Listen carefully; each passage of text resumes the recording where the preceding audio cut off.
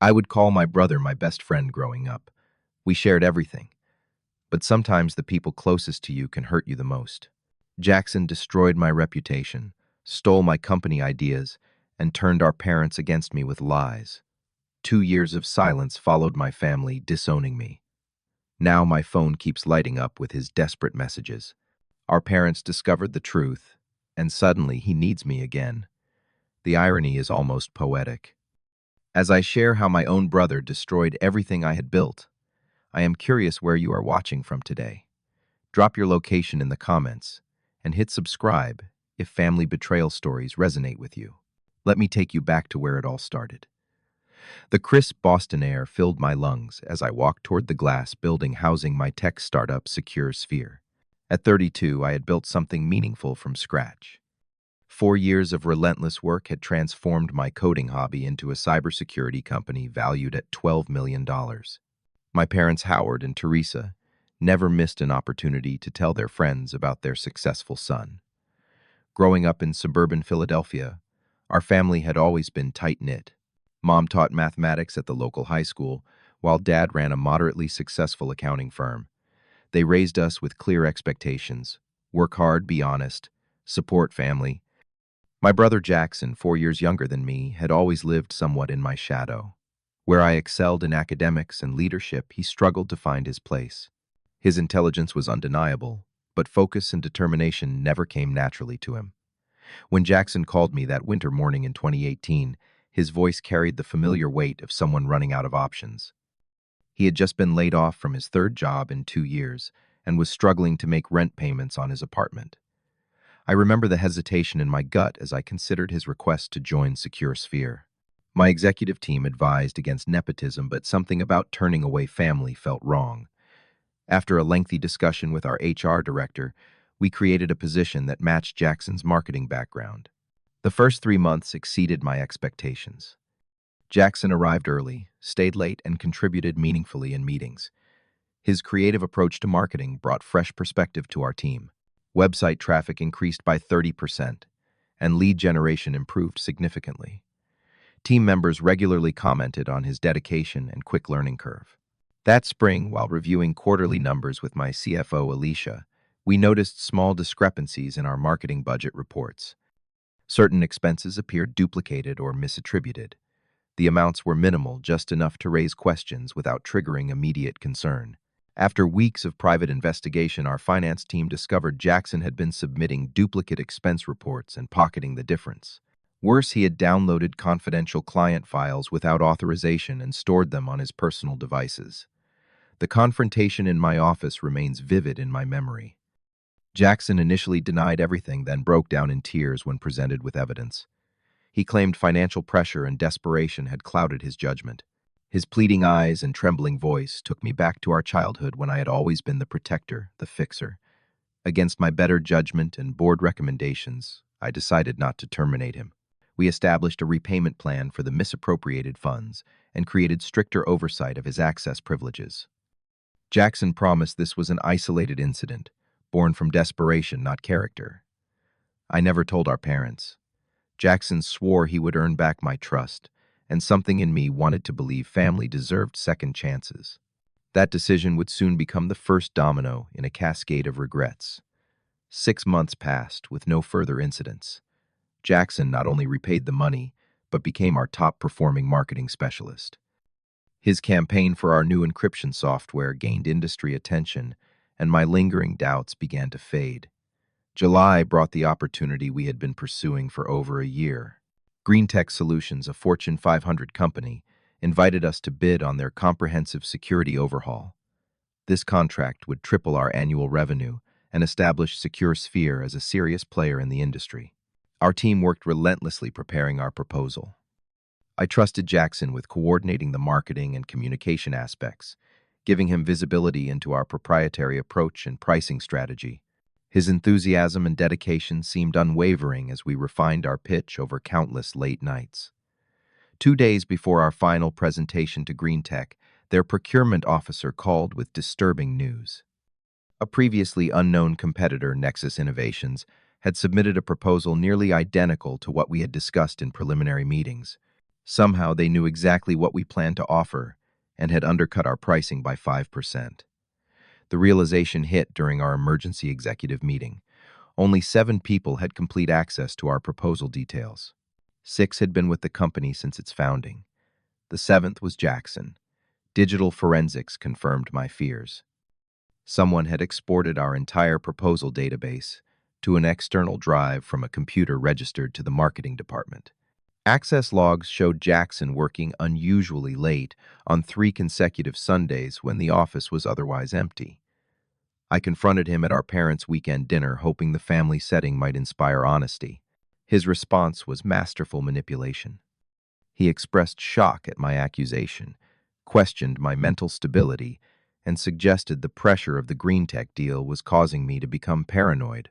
He reminded our parents of my history of overworking to the point of exhaustion in college.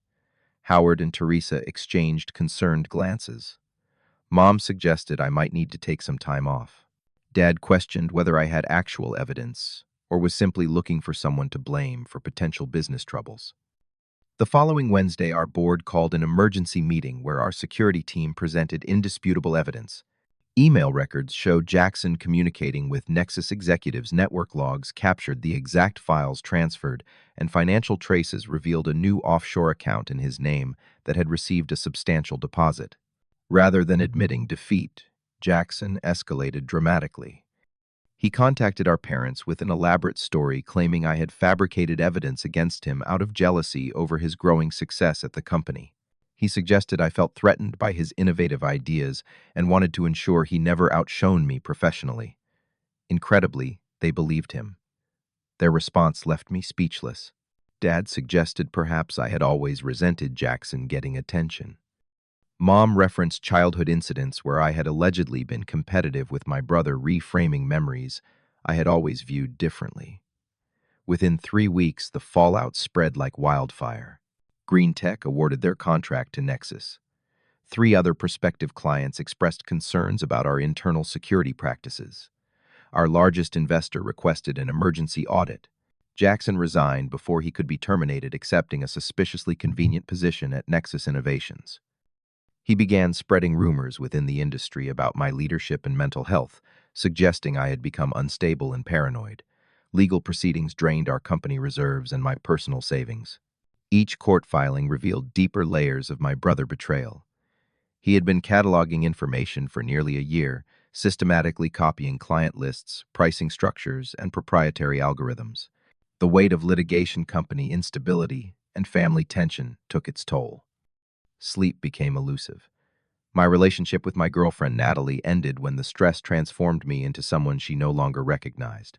Friends began distancing themselves as Jackson's social media campaign painted me as increasingly unhinged. What hurt most was my parents' continued support of Jackson's narrative. Weekly family dinners became interrogations, where they questioned my decisions and expressed concern about my state of mind. Each conversation left me more isolated than before. The complete rupture came at their 30th anniversary dinner. I arrived hoping to mend fences, carrying gifts, and prepared talking points to navigate the tension. Instead, I walked into an ambush. My parents, Jackson, and surprisingly, my ex-girlfriend Amanda, sat around the table with solemn expressions. Dad cleared his throat and announced they had organized an intervention for my substance abuse problem. The accusation blindsided me. I had never had issues with substances of any kind. My occasional glass of wine at business functions or weekend beer while watching football hardly constituted abuse. When I expressed confusion, Jackson presented his evidence. He had meticulously altered text messages between us, making it appear I had canceled meetings due to hangovers. Photos of me at company events had been manipulated to make my eyes appear bloodshot. Most disturbing was Amanda tearfully recounting instances of my alleged intoxication that had never occurred. The performance was comprehensive and convincing. Mom cried as she placed a brochure for a rehabilitation center on the table. Dad stated they would cover the costs, but could not continue watching me self-destruct. The betrayal cut deeper than I could have imagined. I refused to admit to something that had never happened. My denials only reinforced their conviction that I was in denial about my problems. The conversation escalated until my father delivered his ultimatum, enter rehabilitation, or be cut off from the family completely. Standing in their dining room, surrounded by family photographs, chronicling happier times, I made my choice. I would not live a lie, even to maintain family peace. The silence following my refusal felt eternal. Finally, Dad asked me to leave and not contact them until I was ready to get help. Mom could not meet my eyes as I walked out the door. The professional fallout continued in parallel. Our board of directors, concerned about the company public image and my apparent family issues, requested I step down temporarily while they conducted an internal review. Despite founding the company, my position offered little protection against their united vote. Legal fees, combined with the loss of my salary, quickly depleted my savings. The apartment I had purchased the previous year went on the market. Most painful was watching Jackson rise through ranks at Nexus, implementing ideas and strategies we had developed together at Secure Sphere. By Christmas, I had moved into a studio apartment on the outskirts of Boston. My possessions had been reduced to clothing, a few books, and my laptop.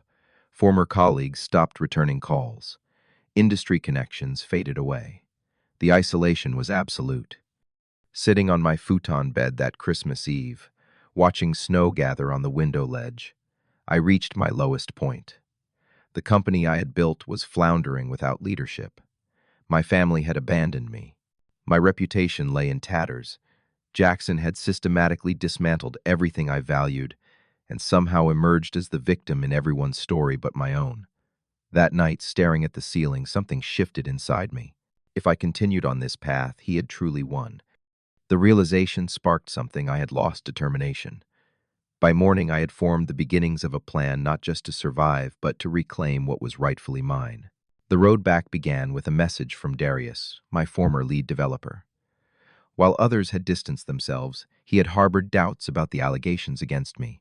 Over coffee in a quiet corner cafe, he revealed he had maintained copies of server logs showing Jackson accessing restricted data. More importantly, he had kept communications from Nexus that had attempted to recruit him by referencing proprietary technology only our team had developed. This first thread of evidence led me to hire Lauren, a private investigator with experience in corporate espionage.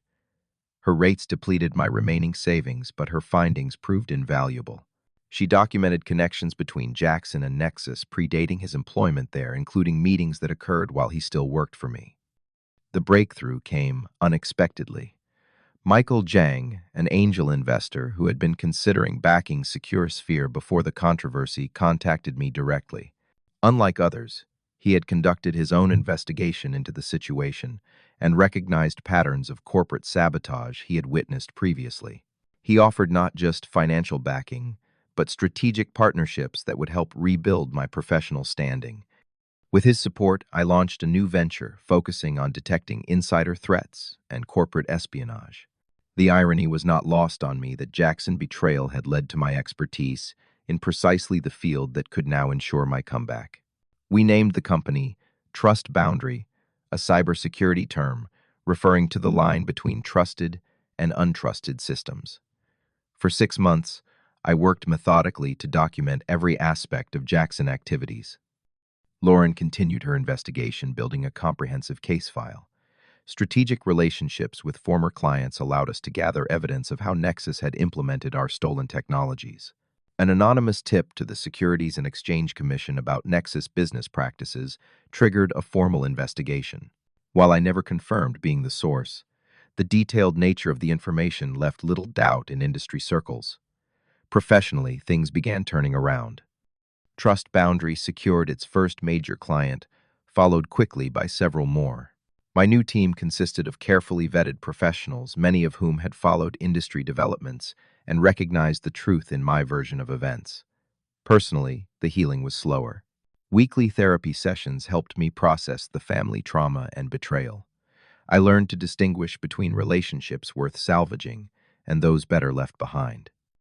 A small circle of genuine friends emerged, people who valued truth over convenience. The business steadily grew. Our specialized focus on preventing exactly the type of corporate espionage I had experienced resonated with clients. Industry publications began featuring our innovative approaches.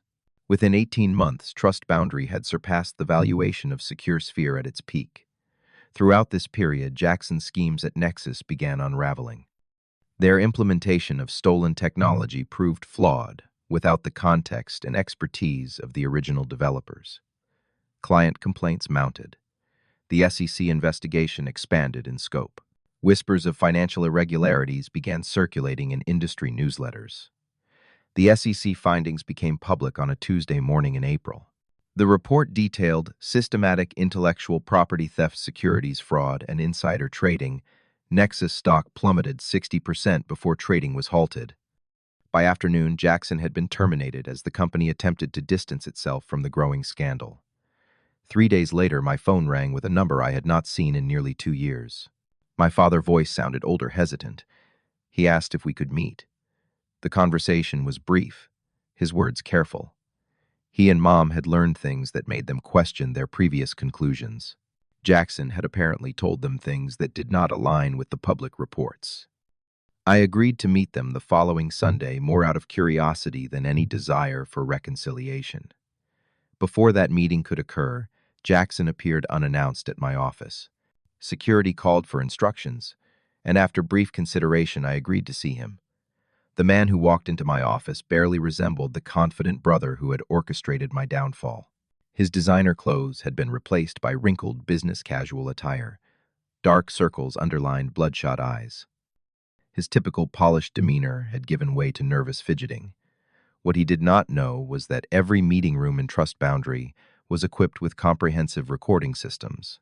As he launched into explanations and excuses, each word was being preserved for potential future use.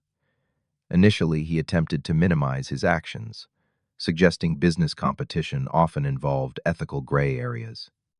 When this garnered no sympathy, he pivoted to placing blame on Nexus executives who had allegedly pressured him.